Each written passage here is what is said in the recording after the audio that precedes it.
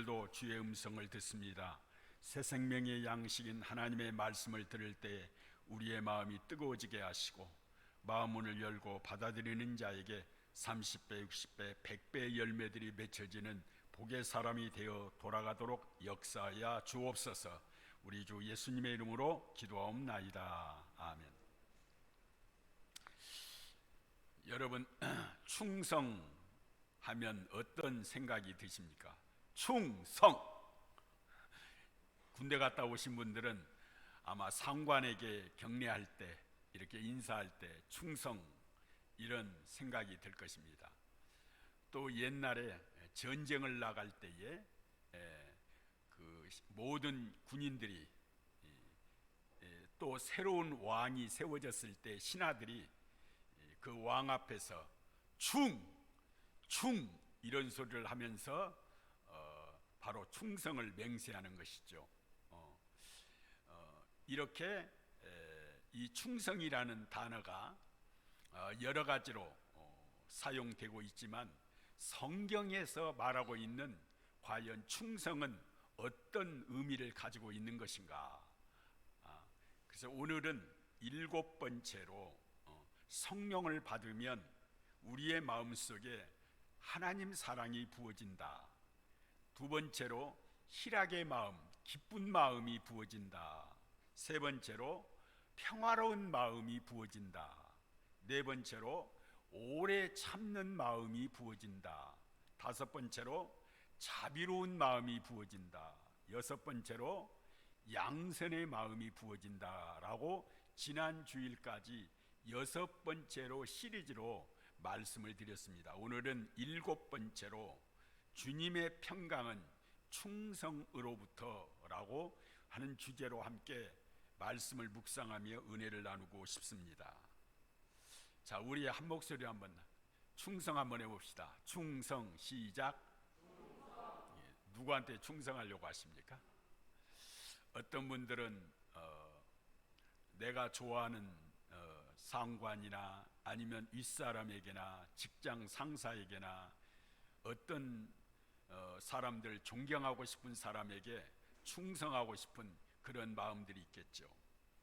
그러나 이런 충성하고 여러분과 내 안에 예수 믿고 마음의 주님을 영접하면 세상이 생각하는 충성하고 하나님이 우리에게 부어주신 충성스러운 마음은 본질적으로 다르다는 것입니다.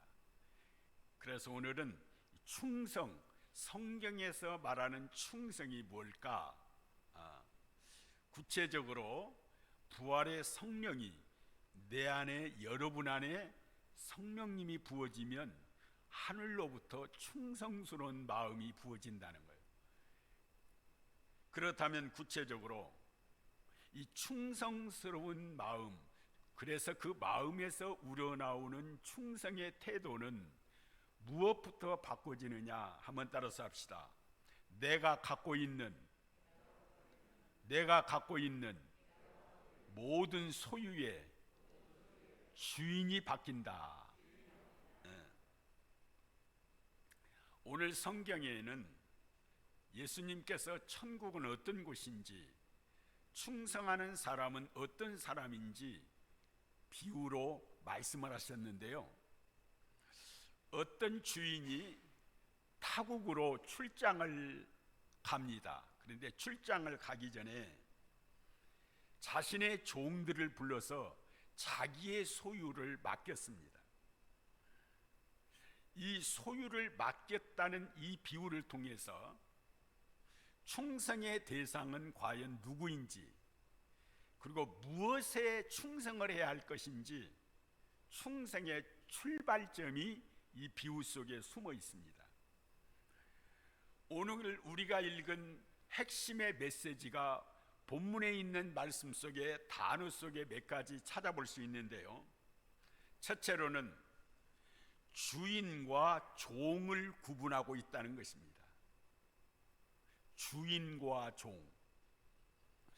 두 번째로는 소유권이 있는 사람과 소유권이 없는 사람을 구분하고 있다는 겁니다. 오늘 이 말씀 속에 예수님이 말씀하신 이 말씀 속에는 누가 과연 주인이며 누가 과연 종인가, 또 하나 누가 과연 소유권이 있는 사람인지 소유권이 없는 사람인지 말씀하고 있다는 것입니다.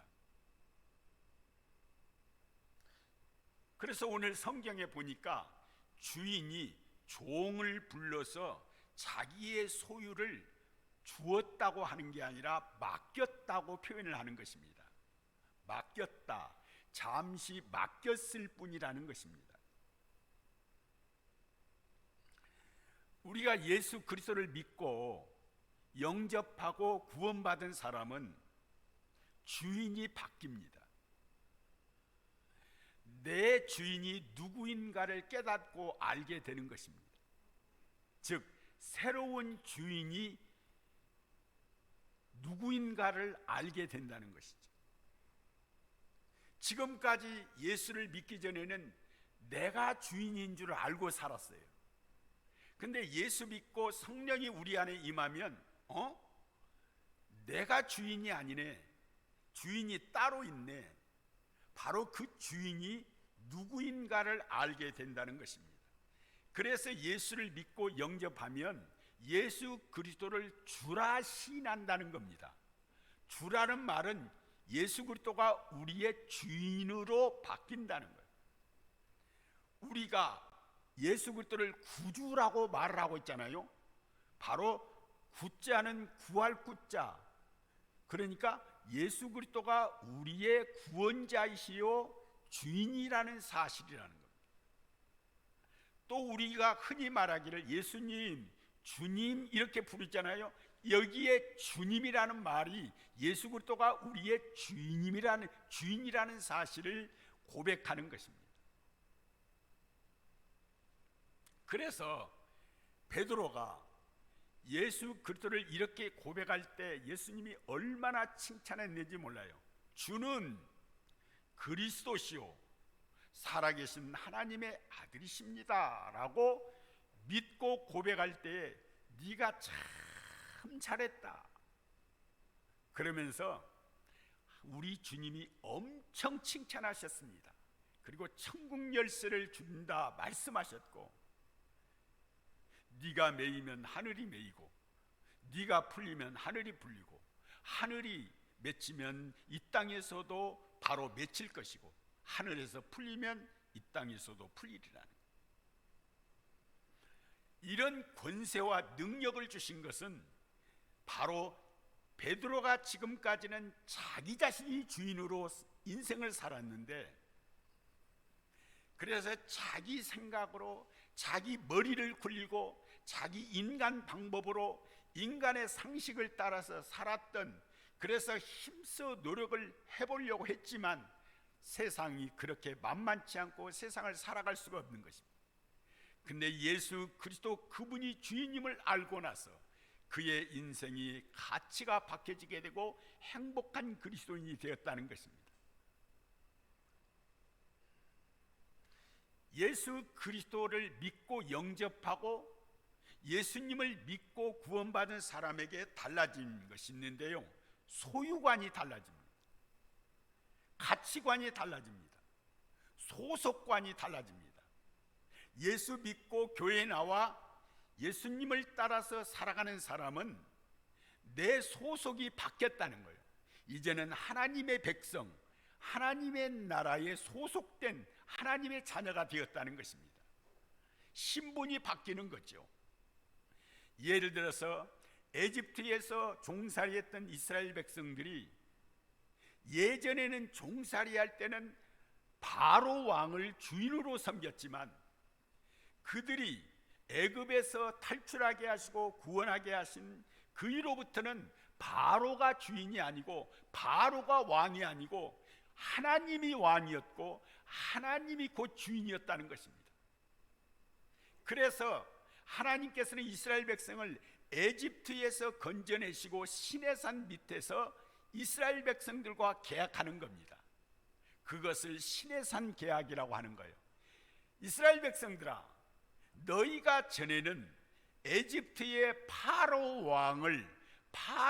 왕을 왕으로 섬기고 주인으로 섬기고 너희는 종이었지만 이제 너희는 이제는 다르다는 겁니다.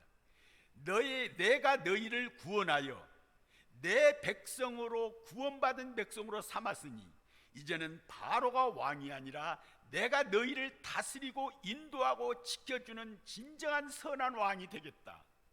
이제는 바로가 주인이 아니라 내가 너희들의 주인이니 내가 너희들을 책임지겠다고 하시는 시내산 언약을 하시는 겁니다. 그래서 너희는 내 백성이요 나는 너의 하나님이 될 것이라고 말씀하고 있는 것. 그래서 그들의 이제 방향이 달라져요. 그들의 가치가 달라져요. 그들의 목적이 달라진다는 겁니다. 그들의 소속이 바뀌었다는 것입니다. 마찬가지입니다. 여러분과 내가 예수 믿고 성령이 우리 가운데 부어지면 하나님 나라의 소속이 돼요. 그래서 바울 사도는 나의 시민권은 하늘에 있는지라 라고 말씀하고 있는 것입니다. 여러분과 저는 이 땅에 비록 발을 딛고 살지만 여러분과 나는 하나님 나라의 백성이요 여러분과 나는 마음은 하나님 나라의 마음으로 살아가는 복된 자인 줄로 믿으면 함께 아멘 합시다. 그렇습니다. 우리는 예수 믿고 성령을 받으면 새 사람이 되는 거예요. 새로운 피조물이 되는 거예요. 신분이 바뀌는 거예요. 주인이 바뀌는 것입니다.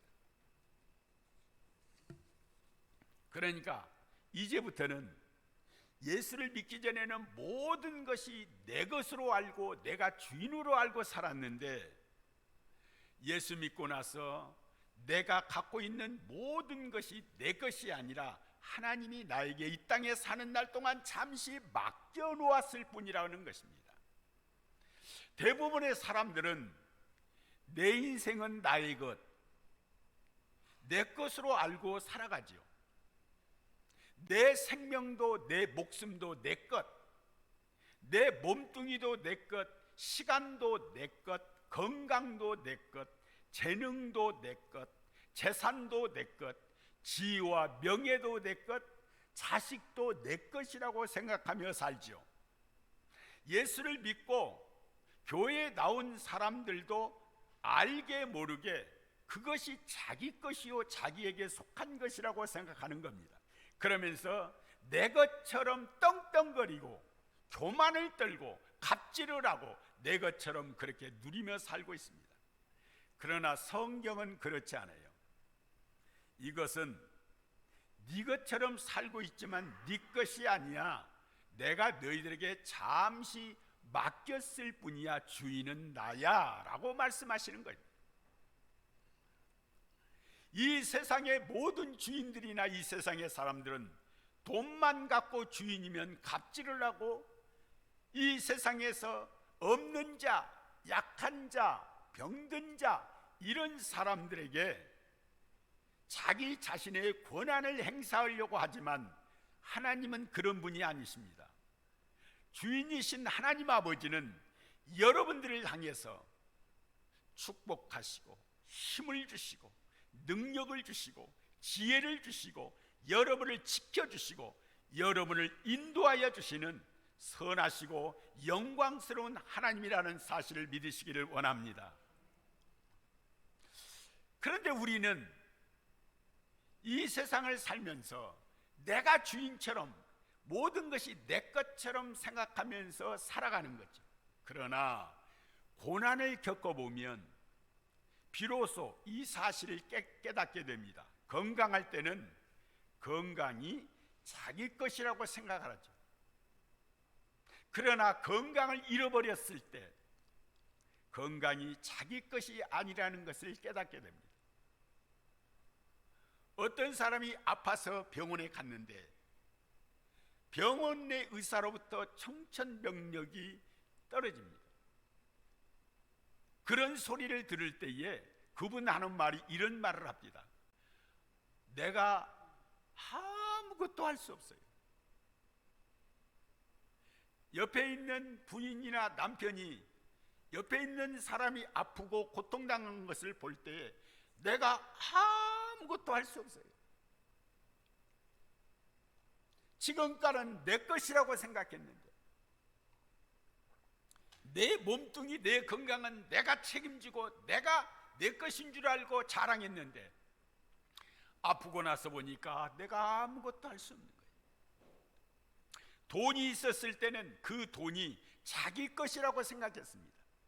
그러나 돈이 수중에서 다 빠져나갈 때 돈도 자기 것이 아님을 깨닫게 됩니다. 자식이 제 자식인 줄 알았습니다. 그러나 자식이 방탕하고 자기보다 앞서 죽고 떠날 때 자식도 자기 손아귀에 잡히지 않는다는 것을 알게 됩니다.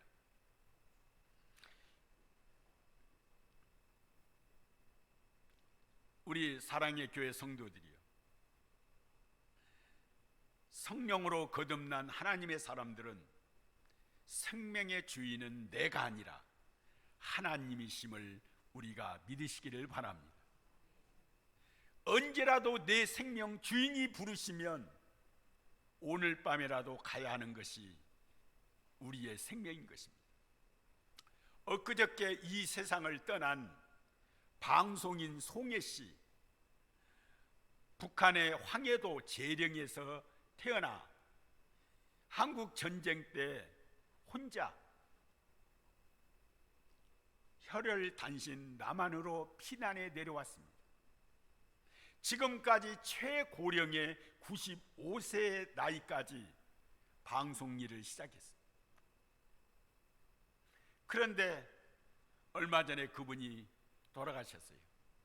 그런데 여러분도 방송이나 신문에서 보았으면 알겠지만 장례식장에 갑자기 어떤 여인이 난입을 해가지고 자기가 송혜 씨의 수양딸이라고 난장을 부릅니다. 아마 그 사람의 본심일지는 모르지만 송혜 씨가 남기고 간 재산에 눈독이 드는 것은 아닌지 의심하는 사람이 많았어요. 우리가 압니다. 송혜 씨의 생명도 이 땅에 사는 날 동안 하나님이 잠시 맡겨놨다고. 그가 남긴 재산도 진정한 주인은 자기가 아니라는 것을 알았을 겁니다. 모든 인간은 하나님이 지으시고 만드신 피조물입니다. 그러므로 지음받은 피조물은 주인이 아닌 것입니다.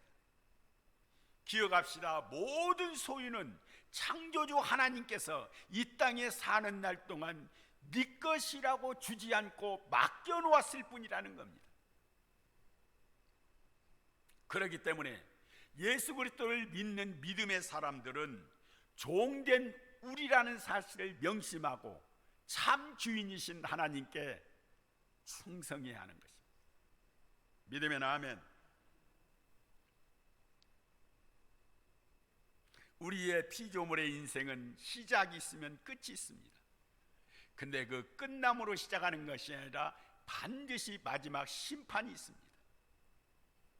이 사실을 생각하면서 하나님이 나에게 맡겨주신 자식도 선물로 주셔서 맡겨주셨고, 내가 가진 사업장과 일터도 맡겨주셨고, 내 몸뚱이의 건강도 나에게 맡겨주셨으니까 주인을 향해서 우리가 감사하고 충성하고 하나님을 영화롭게 하는 우리 모두가 되기를 예수 이름으로 축복합니다.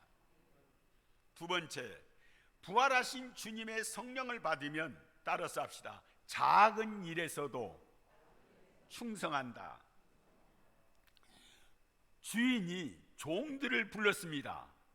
종들을 불러서 한 종에게는 5달란트를 맡겼습니다. 여러분들이 생각을 5달란트 하니까 5달란트가 얼마일까 계산해 보신 분들이 있으십니까?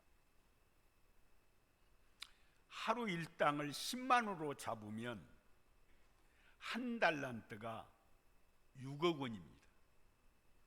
그러면 5달란트를 받았으니까 5, 6, 30, 30억 원이 10만 원만 잡아도 일당. 그러니까 5달란트를 맡겼습니다. 또 한 사람을 불러서 몇 달란트를 맡겼을까요? 2달란트를 맡겼습니다. 그리고 세 번째 종을 불러서 1달란트를 받겠습니다. 6억 원을. 그런데 5달란트와 2달란트를 받은 사람이 즉시 그것을 가지고 장사를 한 거예요. 근데 이익을 남겼는데 갑절의 배로 이익을 남긴 거예요. 주인이 돌아와서 우리 계산 한번 해보자. 내가 너희들에게 맡겨놓은 것.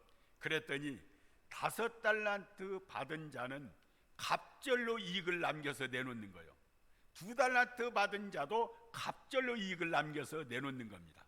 그러자 주인은 이렇게 말합니다. 잘하였도다 착하고 충성된 종아, 네가 적은 일에 충성하였음에 내가 너에게 더 많은 것을 맡겨줄 것이니 내 주인의 즐거움에도 참여할지어다. 이런 복을 주십니다. 이 말씀의 내용을 자세히 분석해 보면 3가지 칭찬, 2가지 보상을 해줍니다. 3가지 칭찬은 잘하였도다, 2번째 충성하였도다, 3번째 착하도다. 2가지 보상은 내가 너에게 더 많은 것을 맡길 것이다. 또 하나 보상은 내 주인의 즐거움에 너도 참여할 것이다. 이런 놀라운 복을 주시고 보상을 주시는 거예요. 마지막 3번째 1달란트 받은 종이 들어옵니다. 너는 어떻게 장사를 했느냐? 회계를 좀 해볼까? 계산 좀 해볼까? 그랬더니 나는 그대로 땅에 묻어놨어요.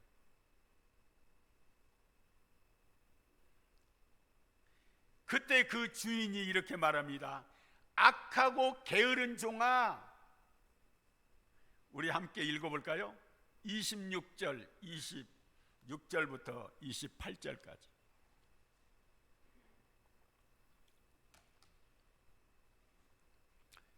그 주인이 대답하여 이르되, 시작. 그 주인이 대답하여 이르되, 악하고 게으른 종아, 나는 심지 않은 데서 거두고 해치지 않은 데서 모으는 줄로 네가 알았느냐? 그러면 네가 마땅히 내 돈을 취리하는 자들에게나 맡겼다가 내가 돌아와서 내 원금과 이자를 받게 했을 것이니라고 그에게서 그 1달란트를 빼앗아 10달란트 가진 자에게 주라. 여러분, 바로 이 1달란트 받은 이 종은 땅에 묻어 두었다가 그냥 주인에게 그대로 1달란트를 내놓는 겁니다. 그때 주인이 책망을 하는 거예요. 악하고 게으른 종아. 그런데 칭찬받은 5달란트와 2달란트 받은 종에게는 내가 적은 일에 충성하였음에 라고 말하는 겁니다. 사람들은 작은 일, 미미한 일, 보이지 않는 것에 대해서는 무관심합니다.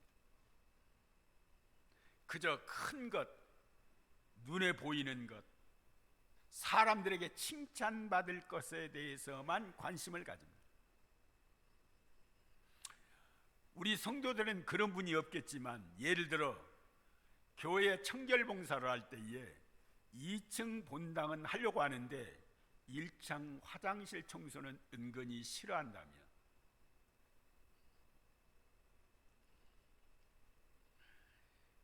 오늘 충성했다라는 이 칭찬받은 종에게는 작은 일에 충성하였다는, 여기 작은 일이라는 말을 바로 올리고스, 보이지 않는 것, 아주 작은 것, 아주 세미한 것, 사람들이 안 보아주는 것, 이런 것들에 대해서 올리고스 작은 일이라는 것입니다. 마태복음 15장 34절에 보면 떡 5개와 물고기 2마리로 5,000명을 먹고도 12광주리가 남는 기적을 보여줍니다. 여기에 작은 아이, 작은 5개, 작은 물고기를 올리고스라고 말해요. 그 작은 것을 예수님 앞에 드렸을 때에 5,000명을 먹고도 12광주리의 기적을 베풀어 주는 것. 어떤 사람이 진정으로 충성한 사람이냐? 누가 보아준 것만, 칭찬해 준 것만, 큰 것만, 이것만 찾아서 관심을 가지기보다 아주 작고 미세한 것, 보이지 않는 것 칭찬을 해주지 않아도 불꽃 같은 눈으로 보고 계시는 하나님의 눈을 의식하면서 작은 일에도 충성하는 사람이 성령의 사람이요 주님으로부터 칭찬받고 보상받을 사람이라는 것을 믿으시기를 원합니다. 사람 눈치 봐가면서 일하고 내가 무엇인가 다른 사람으로부터 칭찬받으려고만 하는 게 아니라 하나님이 보고 계시는 거예요. 믿으면 아멘. 하나님이 보고 계시기 때문에 우리 하나님이 함께 할 줄로 믿으면 아멘 합시다. 우리 교회 권사님 한 분이 이런 말을 해요. 사모님 있고 목사인 제가 있는데, 목사님 제가 화장실 청소할게요. 얼마나 마음이 이쁜가 몰라요. 자기 집에 있는 화장실 청소도 안방보다는 싫어하겠죠. 냄새나니까. 그런데 교회 공동체 성도들이 다 쓰는 화장실을 자기가 청소하겠다는 거예요. 그게 바로 인간의 마음에서 나오는 것일까요? 우리 하나님이 성령을 통하여 기쁜 마음을 주신 줄로 믿습니다. 하나님이 반드시 보상해 줄 거예요. 아멘. 이런 말이 있어요. 소인은 크고 특별한 것에만 집중하고, 소인은, 유인은 평범한 것에 충성하고, 성인은 작은 것도 크게 충성한다. 이런 말이 있어요. 우리는 성인, 즉 거룩한 하나님의 백성이잖아요. 성도잖아요. 우리는 작은 것부터 크게 충성하는 하나님의 사람들이 되기를 원합니다. 일제강점기에 민족의 지도자였던 조만식 선생님은 청년 시절에 너무 가난해서 남의 집에 머슴살이를 했습니다.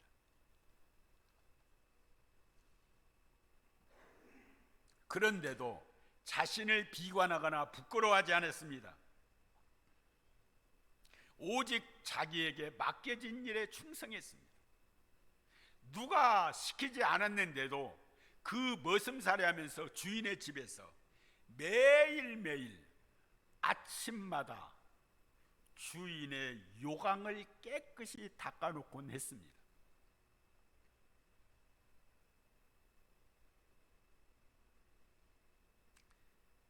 주인이 가만히 보니 이 청년은 앞만 봐도 머슴살이 할 사람은 아니구나. 총명함과 성실함을 볼 때 그 주인이 이 조만식이라는 청년을 학비를 대주며 평양에 있는 숭실학교에 들어가게 했습니다.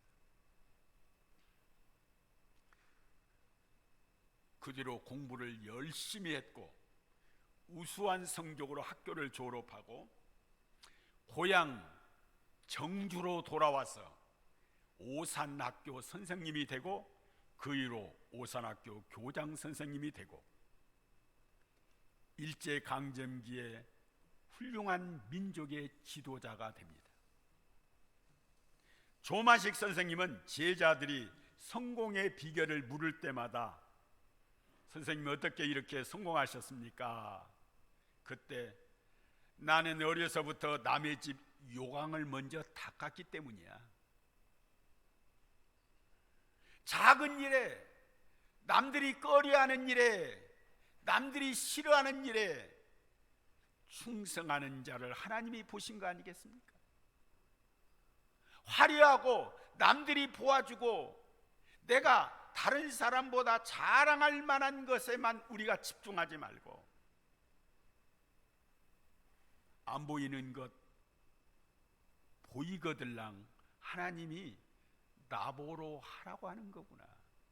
그래서 나에게 보상해 주고 축복해 주실 수 있는 기회구나. 다른 사람이 못 보는데 내가 먼저 교회 바닥에 휴지가 하나 떨어졌을 때, 아, 나보러 하나님이 충성하라고 하는구나.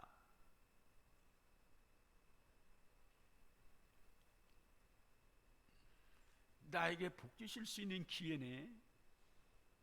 이건 장로님이 할 일이고, 이것은 목사님이 할 일이고, 이것은 권사님이 할 일이야. 그게 아닙니다. 그리스도의 종으로 하나님 앞에 존귀한 하나님의 백성으로 부름받은 사람들은 크고 작고에 관계없이 하나님이 나에게 주신 기회라고 생각하고 작은 일부터 충성의 사람이 되기를 예수 이름으로 축복합니다. 그럴 때 하나님은 3가지 칭찬, 2가지 보상을 해주실 거예요. 잘하였도다, 착하다, 충성되다. 네가 작은 일에 충성하였음에 내가 너에게 큰 것으로 더 맡기겠다. 그리고 마지막에 하나님 나라의 주인의 즐거움에 참여하는 복을 줄 것이다. 여러분과 제가 되기를 예수 이름으로 축복합니다. 마지막으로 부활하신 주님의 성령이 우리 안에 부어지면 열심을 품고 주를 섬기게 됩니다. 우리 26절 한번 읽어볼까요? 26절 시작. 그 주인이 대답하여 이르되 악하고 게으른 종아, 나는 심지 않은 데서 거두고 해치지 않은 데서 모는 줄로 네가 알았느냐? 따라서 합시다. 악하고 게으른 종아. 여러분, 게으름의 반대말이 뭘까요? 부지런함이잖아요. 그러니까 여기 1달란트 받은 종은 게을렀다는 거예요. 원래 충성의 반대말은 반역이나 역적이잖아요. 그러면 불충성한 1달란트 받은 종에게 이렇게 불렀어요. 이런 반역자야, 이런 역적이야 라고 불러야 되는데 게으른 종이라고 부르는 겁니다. 악하고 게으른 종. 그러니까 충성하지 못한 사람은 우리 마음의 밑바탕 속에 게으름이 도사리고 있다는 겁니다. 1달란트 받은 종은 달란트 받은 것을 땅에다 묻어놓고 있었던 겁니다. 이 게으름을 예수 그리스도이신 주인이신 그분은 악한 자요, 게으른 종이요, 불충성한 자라고 부르고 있는 것입니다.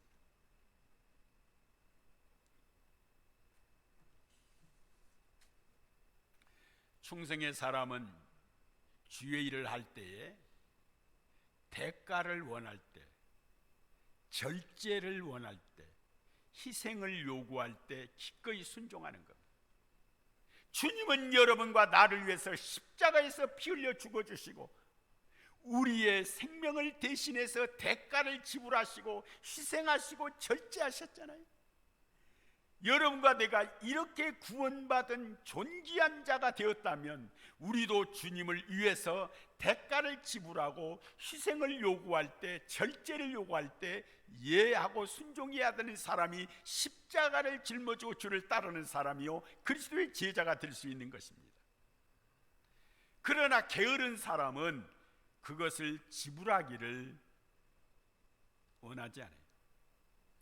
희생을 요구할 때, 헌신을 요구할 때 대가를 지불하는 것을 원하지 않아요. 그거는 그러나 성경은 불충하다고 했고 악하고 게으른 종이라고 하는 것입니다. 그러므로 우리 그리스도인들은 게으름은 우리가 대적해야 할 치명적인 악이라는 겁니다. 우리 어머니 권사님은 돌아가시기 전까지 저에게 예수 믿을수록 부지런해야 된다 계속해서 말씀하셨어요. 예수 믿는 사람일수록 게으르면 안 된다, 부지런해야 된다. 저는 낭산호 이사 가고 난 뒤부터 하나님 앞에 게으르면 안 된다, 더 부지런해야 된다고 생각하고 특별한 일이 없는 한 4시 10분에 일어나 준비하고 계속해서 새벽 예배를 나옵니다. 어떻게 낭산에서 여기까지 새벽마다 나오세요? 우리 김기윤 권사님은 새벽마다 볼 때마다 목사님 어떻게 한대요?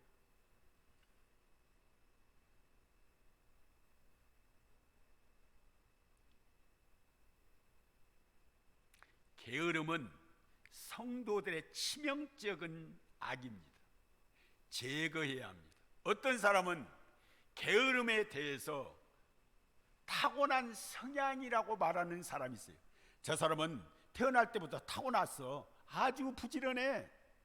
어떤 사람은 저 사람은 타고났어. 아이야 태어날 때부터 게을러. 아닙니다. 게으름과 부지런은 태어날 때부터의 성향이 아닙니다.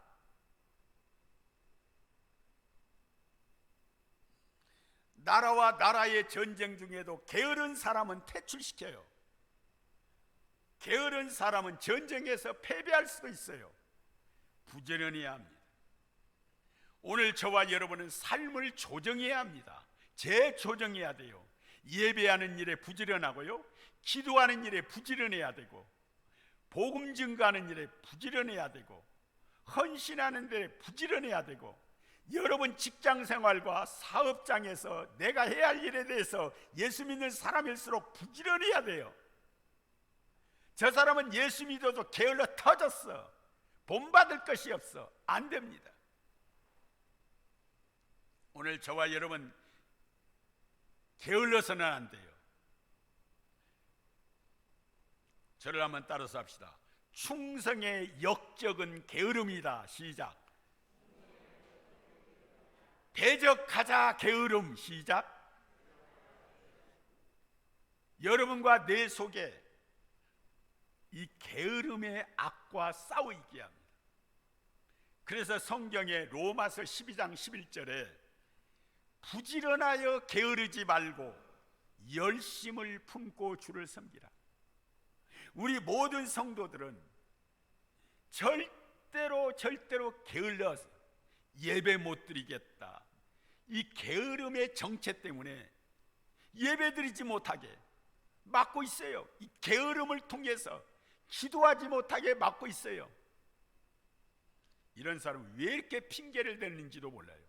왜 예배 생활 그렇게, 기도 생활을 그렇게 지금 그렇게 하고 있어요 하면 어젯밤에 늦잠을 잤어요.